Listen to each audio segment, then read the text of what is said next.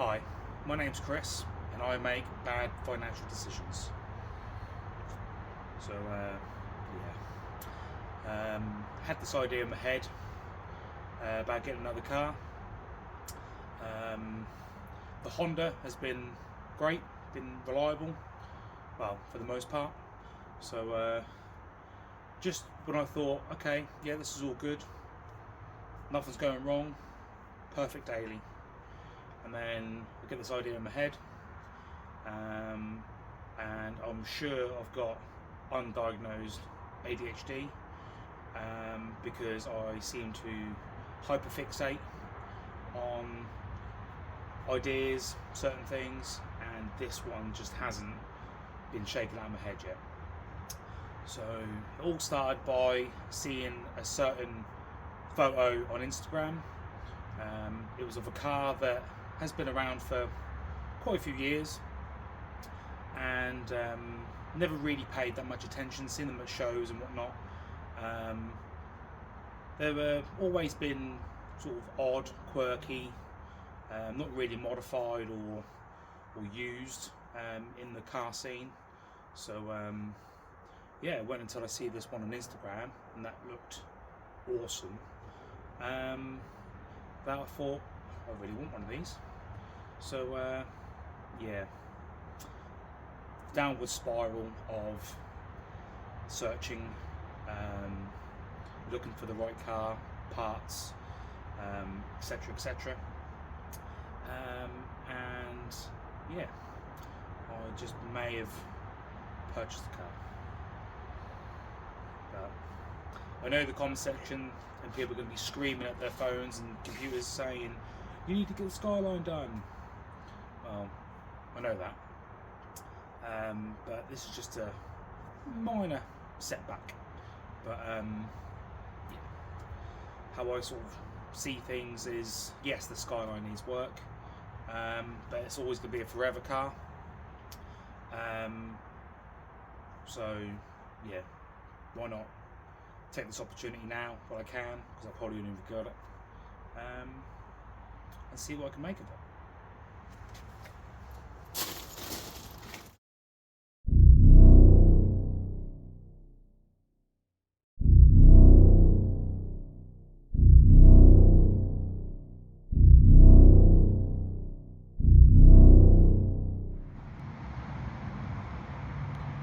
Welcome to my new car. So this is a 1996 Mazda 323F 2-litre 24 valve V6, 5-speed manual. Yeah, so the car in question from Instagram is this one here. And yeah, seeing that, really liked the car, and yeah, I just knew that I suddenly wanted one. So tried to search for a decent one. These seem to suffer a lot from corrosion, typical Mazda. So yeah, so I'd actually measured a couple of sellers with them. It was very hard to get any communication from one seller who had a very low mileage 1.5. That's currently on Auto Trader. It's only done 22,000 miles, so it's a 1.5. But they never called me back, never replied to my messages or anything like that. So obviously it wasn't meant to be. There was a green coloured one in Blackpool. I think that got sold before I had a chance to go view it. And then there was this one that was advertised on Facebook Marketplace. This one had some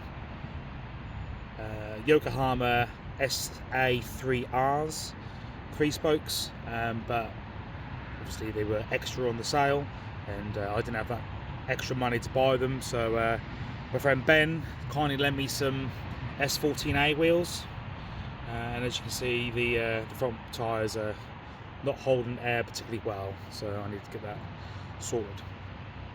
So yeah, I mean, this is average bodywork. I mean, there's dings and Passenger side's got a lovely key mark down the side, dents and all sorts, but the main thing is it is solid. So let me get something that I can show you the underneath with. So excuse the straw, the seller has a friend that lives on a farm, but I'll show you with a key. It is all solid. Excuse the poor camera, but the seals are all solid. You can't really see it, but let's move to the front.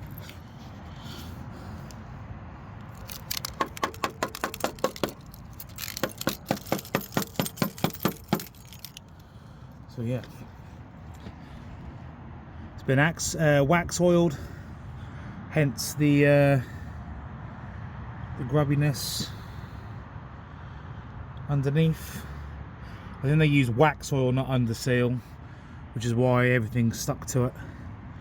But yeah, it has had, obviously, like seeing here, some spray work in the past, and I noticed the rear quarter I think has been painted, but for a car this old, it's to be expected. All the arches, if you'll see it, are solid, so that's a good thing. Interior wise, so this did have the cream interior originally. I did find an old advert of the vehicle, and some people were quick to point out that it was the wrong spec interior. So I don't exactly know what year these seats came out of. I mean, the back is full of spares, like a light panel and whatnot, but I've got a bench here. This bench is obviously different. Got a door card there which is blue.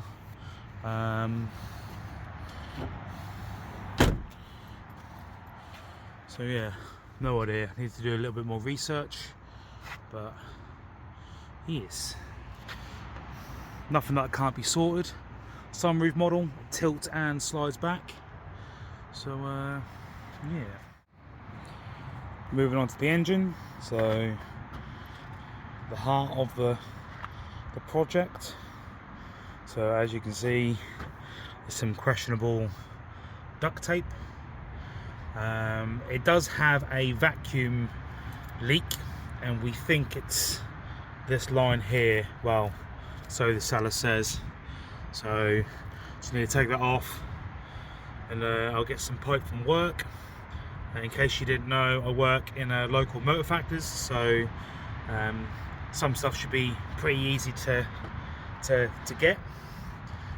This radiator hose has definitely seen better days. I do believe there is a pair of radiator hose, this one and this one, in the car. For some reason the company who undersealed it decided to underseal this, so the bonnet sticks every time I try and release it, so I need to clean that up and probably paint it. Tom, the previous owner, has done some minor maintenance stuff, like there was a oil leak coming from the rocker cover gasket, that was replaced, new spark plugs. I think he done an oil change as well, an air filter. But yeah, change these hoses, sort that vacuum leak out. If I replace this and it's still not sorted, then I'll speak to a friend and get a smoke test sorted, like I did on the Skyline. And another cool thing, it's on BCs, so very happy with that. they've only done about 1,000 miles.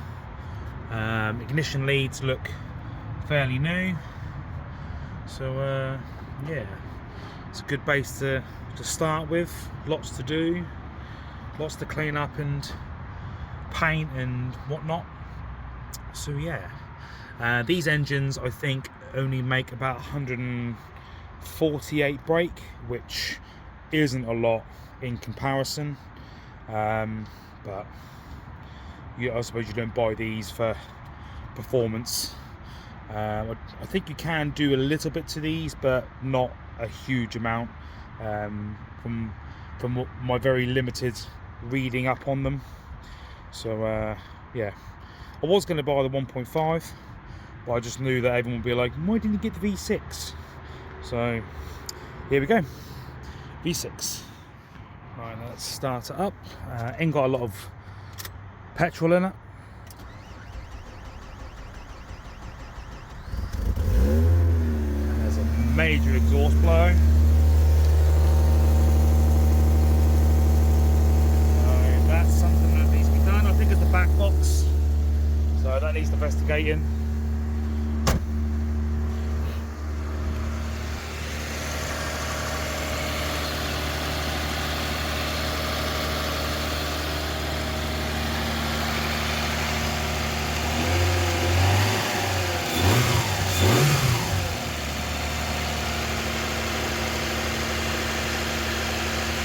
Driving it under load, it's okay, but when it was idling, it can then obviously get lumpy because of that vacuum leak. But yeah, I mean, it sounds alright. Typical Mazda with the hydraulic lifters. I think they're prone for making a bit of noise, but so yeah.